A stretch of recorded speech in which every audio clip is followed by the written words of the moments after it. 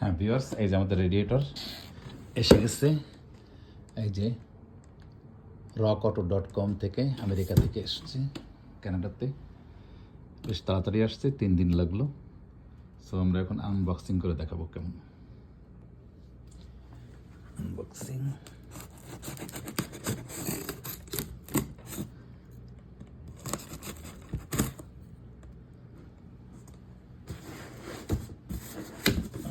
এইভাবে খুলতে হবে।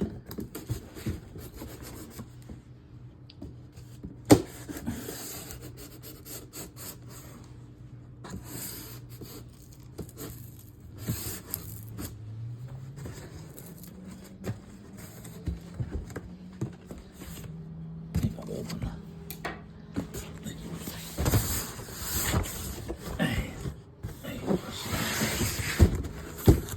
খুলেই না।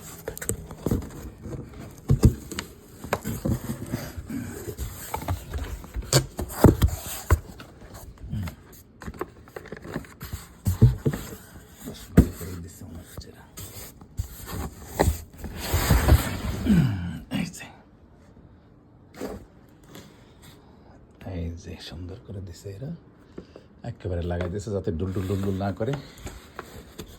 এই কাগজটার সঙ্গে, এই কার্ডবোর্ডটার সঙ্গে একেবারে সুন্দর করে ফিট করে দিচ্ছে, একেবারে টেপ মেপ মাইরে সাংঘাতিকভাবে টেপ মেরে দিচ্ছে। আর এই পাশে এই স্টাইরোফোম দিছে যাতে এরকম ডুকুস ডুকুস না করে। এই যে ভিতরে ফ্যান দেখা যাচ্ছে, ওই যে ফ্যান দেখা যাচ্ছে গোল। ভালো করে দেখেন এবার।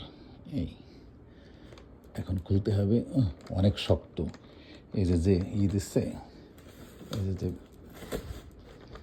এই পলিথিনটা দিছে, এতে এত মোটা মানে ফুটো হবে না কখনো।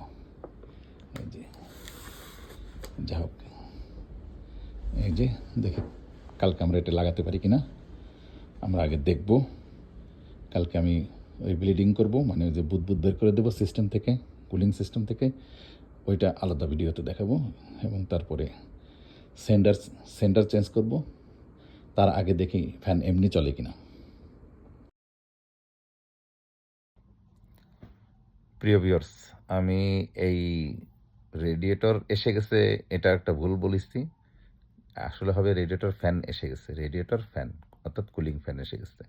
কিছুদিন আগে রেডিয়েটর আসছিল ঠিক একই রকমের বক্সে। সো আমি বলে রেডিয়েটর এসে গেছে বলে ফেলছি, কারণ হচ্ছে যখন ভিডিও করা হয় তখন একটা ভিতরে একটা টেনশন এবং উদ্বেগ কাজ করে। অনেক সময় দেখা যাচ্ছে যে ভুল বলা হয়ে যায়, কারণ মনের মধ্যে একটা থাকে, মুখে এসে যায় একটা। যা হোক, ক্ষমা সুন্দর দৃষ্টিতে দেখবেন আর আমার চ্যানেলটা সাবস্ক্রাইব করবেন। সো এরপরে যেন আপনাদের আরও ভালো ভালো ভিডিও অফার করতে পারি। আর আমি যখন রেডিয়েটর লাগাইছিলাম সেই সময় অবশ্য আমি ভিডিও করতাম না।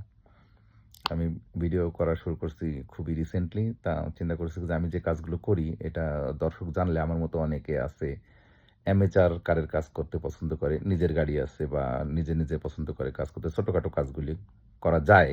এটা অসম্ভব কিছু না, এটা কোনো রকেট সায়েন্স না। আর গাড়ির নলেজ মোটামুটি পুরুষ ছেলেদের প্রায় সবারই আছে।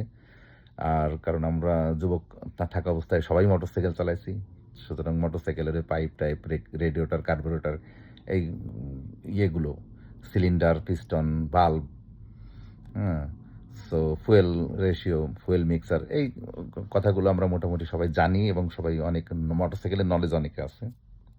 একটা জিনিস আছে, মোটরসাইকেলের সব কিছু আছে হাতে আর গাড়ির সব কিছু আছে পায়ে। এটা হচ্ছে মানে চালানোর সময়, গাড়ির মোটরসাইকেল চালাতে গেলে সব কিছু হাতের মধ্যে আর গাড়ির জিনিস হচ্ছে পায়ে। এটা হচ্ছে সাধারণ একটা পার্থক্য মোটরসাইকেলের মধ্যে। যা হোক, আমরা চাই যে সবাই টুকটাক গাড়ির কাজ নিজেরা জানুক। গাড়ির নলেজ থাকলে হয় কি, গাড়িগুলো মেনটেন্যান্সের সুবিধা। যেমন আমার একটা গাড়ি 17 থেকে 20 বছর ধরে চলতেছে, কোনো সমস্যা হয় আবার ঠিক করে ফেলি আর কি।